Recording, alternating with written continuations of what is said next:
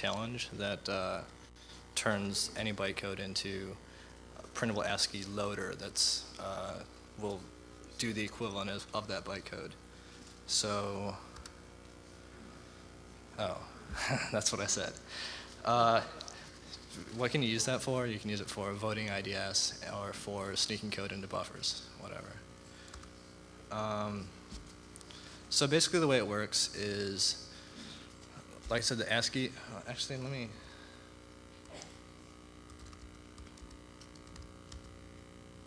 okay, so,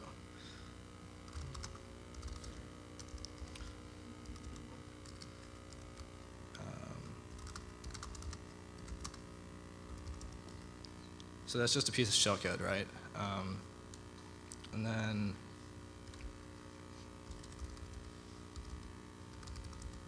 it makes it into something like that. So let's go back to the thing.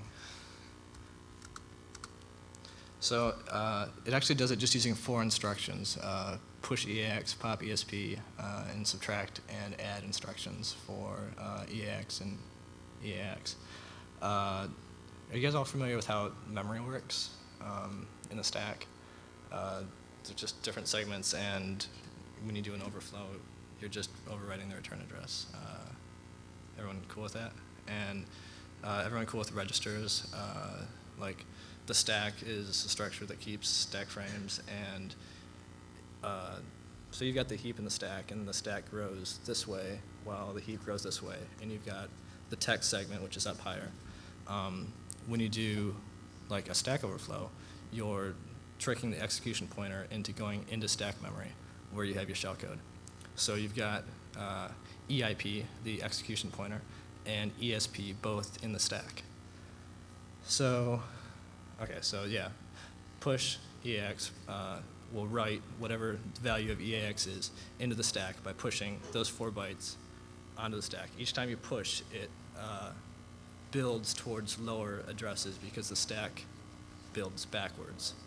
And then pop ESP will take whatever value is at ESP actually and write it back into ESP as the register. So if you look at those 4 instructions and you assemble them, and then you look at them just in a text editor, you see that push EAX is capital P, which is easy to remember. Pop ESP is backslash, and subtract EAX is the minus sign followed by the 4-byte word which you're subtracting from EAX. And EAX. Right there. Off. Oh, if you look at the very bottom, she assembled push EAX, pop ESP, sub EAX from 41, 41, 41, which is capital A, and you do it for those 4 instructions. When you assemble it, the assembled machine code actually is in a printable range. So those are those 4 instructions, right? Everyone good? Any questions so far? All right. Okay, so those are the 4 instructions written out. And as long as you use printable values for the words that you're subtracting or adding from EAX, you can use all printable ASCII instructions. So the way the loader actually works is, so since the stack moves this way and EIP goes this way, basically what the loader does is it's going to build the bytecode onto the stack by pushing it. So it's basically it's going to write the bytecode onto the stack backwards from ESP moving back. So what you want to do is you want to first set the stack pointer somewhere after your loader code. And then as EIP goes through there, so the way you set ESP is first you get EAX to whatever value you want ESP to be, and then push EAX and then pop ESP. And you can do that all with those 4 instructions. The way you set EAX to arbitrary values is you just keep subtracting printable values from it until it wraps around to whatever value you want it. You can usually do it you can get to about any value in 1 to 3 subtractions. 3 is the maximum that you'll ever have to do. So then you set EAX to where you want ESP to be. You set ESP, and then after you do that, you set EAX to the last 4 bytes of your bytecode, and you push that to the stack. Then you subtract more values from EAX to wrap it around again to the second to last 4 bytes of your bytecode and push that to the stack again. And you just keep doing that, and as EIP reads through the loader code this way, it's building the bytecode backwards towards EIP. And if you set ESP to be right at the end of your loader code plus the number of bytes of the bytecode that you're building, there'll be, at the end of your loader code, if the last push instruction, EIP and ESP will meet at the same address, and EIP will just flow into the newly built bytecode. There are a couple things you got to watch out for, like if it's not a multiple of 4, since you can only push 4-byte words, you got to pad it with no ops and stuff. But yeah, that's basically the technique. Oh, and then to start it out, you have to zero EAX somehow. So the way you zero it is by ANDing 2 conflicting bit values, and do that. You can ensure that, like if you AND any value with A and 8, you'll always get 0 because if you look at the bits, if you AND, yeah, you guys know AND operation. Yeah, okay, and then also if you can't be exact with putting your ESP where you want it, you can just sort of guesstimate and throw it somewhere. And then after you've built your bytecode, you just wrap EAX around to be 0x 90, 90, 90, 90. And then with every 1 byte of push instruction, you build 4 bytes of no-op sled. So it can build back to itself really quickly. And then you just make a second no-op sled to bridge from the end of the loader code to the newly built bytecode. Right.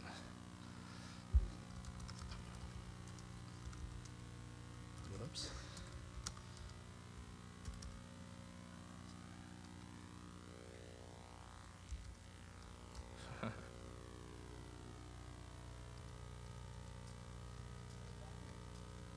Digital blasphemy.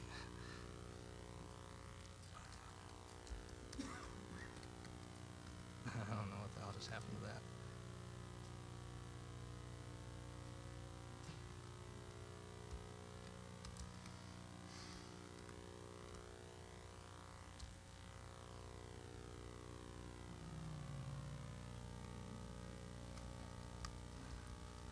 There we go. Okay.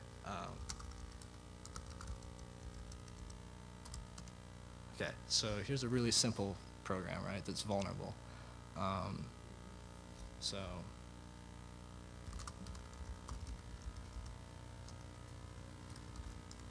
just to make sure I know what we're doing.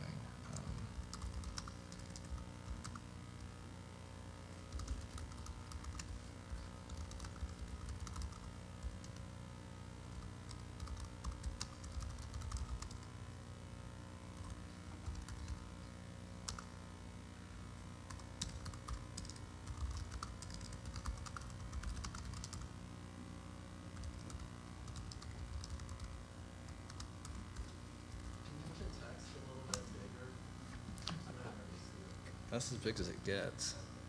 Huge. Go to console mode, I guess, but I don't think. I suppose I could do that. Resolution would be a pain in the ass to do, though. Can you guys? Oh man. Okay. It's a root shell. This is just a standard exploit, right? Just shove the shellcode into an environment variable and then overwrite return address with whatever the crap that is, right?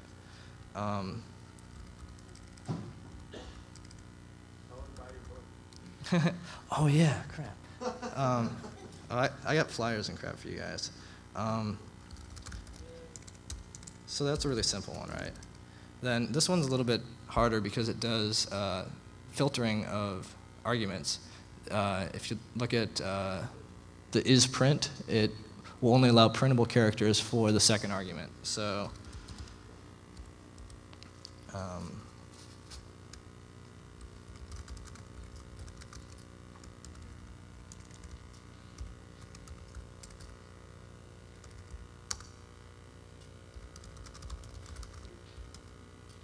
okay, tried to put shellcode into the second argument, but you couldn't because, well, it won't allow it. And this one clears out all the environment variables, so you can't put your shellcode in the environment anymore.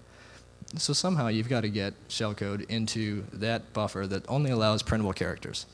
So that will fit in there.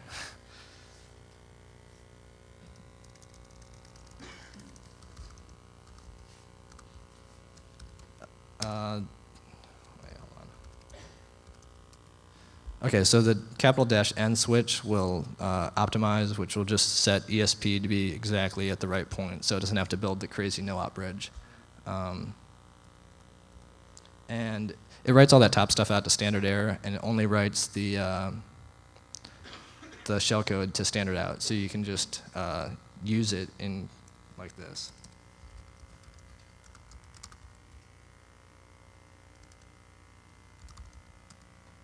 So, so the reason that crashed right there is because it didn't know where to set ESP, so it just set it to the very end of the stack.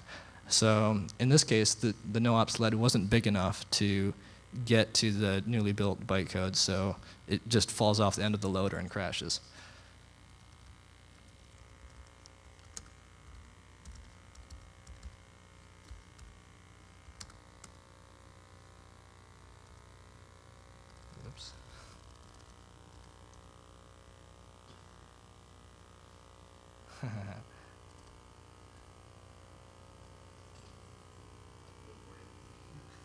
Oh, I know what's wrong.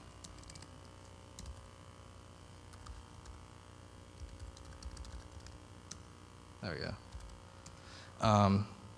So, yeah, that time you gave it the right target address, and it, well, you guys know what it did, right? And do you guys have any questions so far with that, or do I need to explain that? It just built the bytecode, and then there was actually a point where EIP and ESP met, and it flowed right into the bytecode. And then there's an even more restrictive one that, so this one's funny.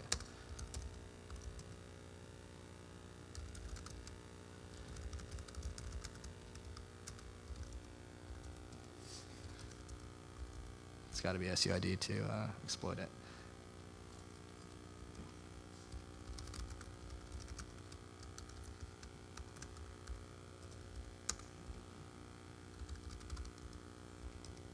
Okay, so this one only allows a very, very restrictive character set. But that's okay because you can define the character set as long as you escape everything properly.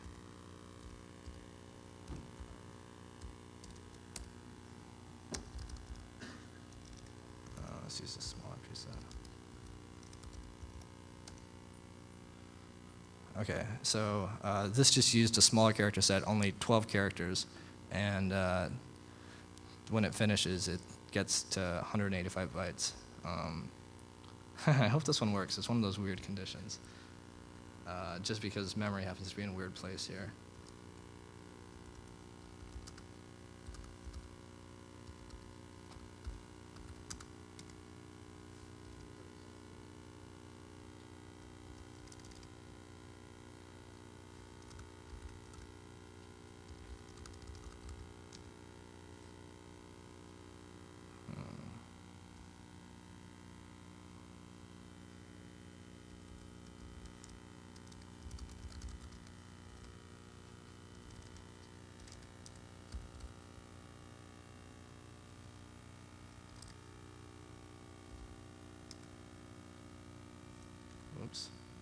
See, sometimes, okay, sometimes it'll move because the bytecode changed in length. Before it was 264 bytes long, and then this time it's 259. That's just because it's trying to find sets of values that it can subtract to wrap around, and sometimes, you know, you have to use 3 instead of 2, depending on what the bytecode is and where it is in memory to begin with. And hopefully this isn't one of the ones that constantly switches between the 2. Oh, there we go.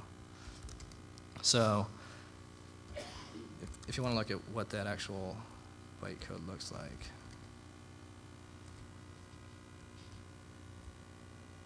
let's just do this actually.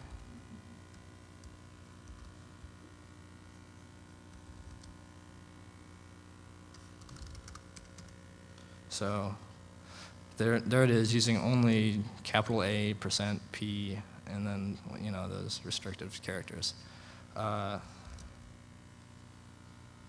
and then the last thing I have is I've got some challenge code on Firel as a website, and one of the challenges is this one.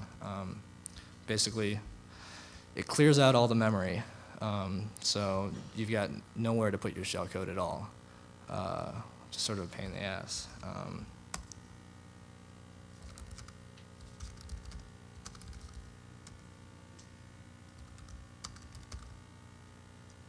Oops.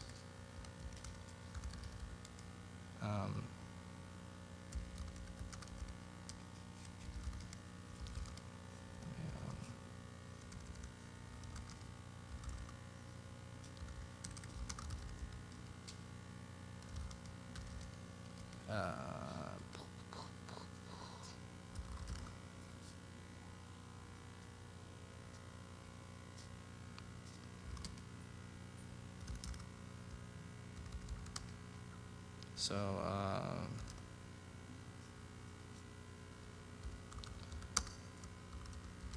if you look at the stack, it's 2 strings. But why isn't it cleared? Oh, okay, here's all the environment stuff, and here's where it's all zeroed. So you see a whole lot of nothing, right?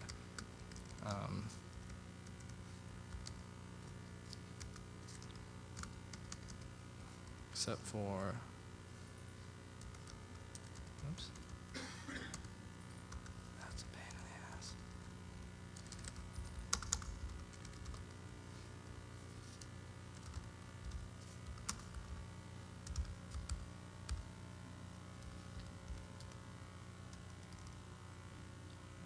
All right, I'm trying to get to the end. Okay, so, oh crap. That's what I was looking for. So, if you look at the very end of the memory, at the very end there's the name of the program that's running. So that's the one thing that you can control, really. So, if you can control that, so here's another piece of shellcode. It's just a little bit smaller.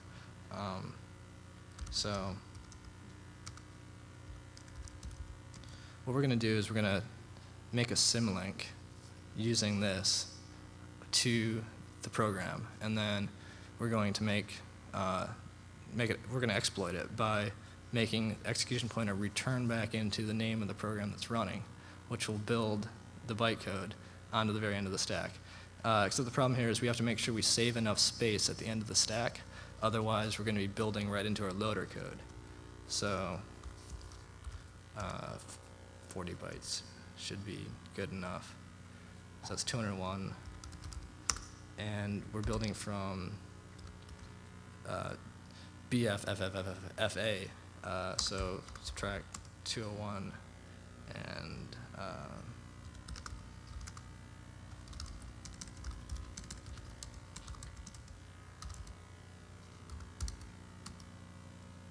whoops.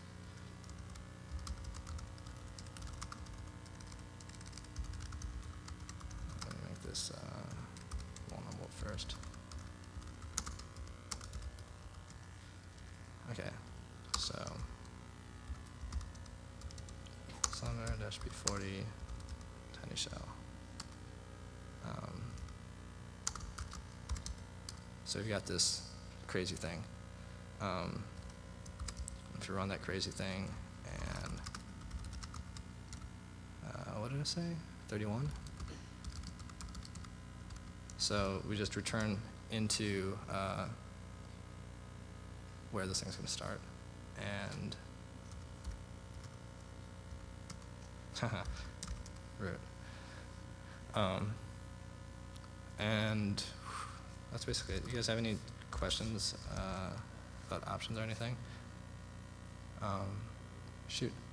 If I'm saying we're holding the access to the computer and I want to run Dissembler to change a piece of code that's running memory, is it something I could just transfer Dissembler over there and start going, or is it a bit more of a process to get Dissembler to run? Oh, it's just really simple. It's all self-contained. Yeah, I'll show you guys the code. Basically, yeah, it's just really simple. All it's doing is it's reading through the bytecode, and first it sees if it's in chunks of 4, and if not, it pads with no ops. And then it, you guys ever see this function stir fry or string fry? It just makes anagrams out of strings. So I use that to randomize the character set. So like every time you do it, it's a little bit different because it's just picking random characters that'll fit into whatever. Yeah, so it's pretty simple code. Any other questions? Like, if you're doing it on a remote system, like it's probably really only useful for local exploits. I can't think of, like, unless you know where something's going to be happening in memory, or like if you can build a big enough no-op sled and you know that you're about where you're supposed to be, you could use it remotely. But other than that, not really. Anyone else have any other questions? Shoot. Under different architectures, do you have enough of a toolkit to say something like alpha? I don't know. Maybe it's possible. I haven't looked into the instructions there. This is just for. I think under something like alpha, it would be hard to get all printable characters to Well, do enough to get a lawyer. this does it only using 4 instructions. No, well, I mean, I get that, but under alpha, I don't know that it's instructions when assembled, but Yeah. printable. It's just a question of, the subset of instructions that are also printable. You're limited to those, and if you can figure out a way to do it using those, then great. But I was just wondering if you actually have. oh, no, I don't. I haven't. Wow. Anyone else? Questions? I talk about all this crap in a book too, and I'm supposed to hand out some things if you guys want them. But if anyone else has any other questions, shoot. Otherwise, I'm going to break these things out.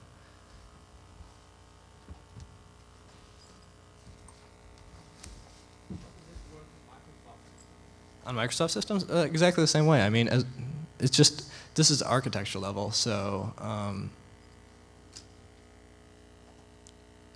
guess it would work the same way. You just have to change the memory addresses, because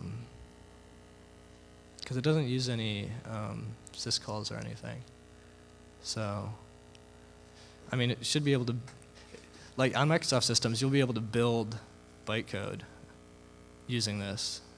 Just the same way, you just have to make sure you use bytecode that doesn't use the Linux syscalls.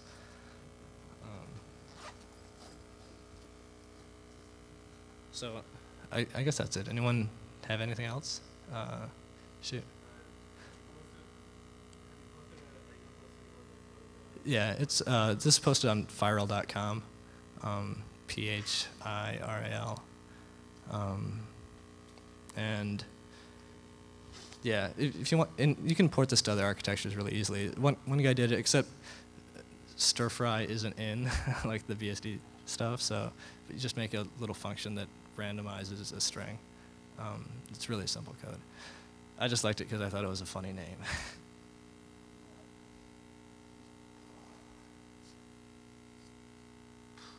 All right, so I got a bunch of those things if you guys want them. They're just little handouts, I guess. It is shameless promotion. All right, I guess that's it, unless anyone, all right, cool.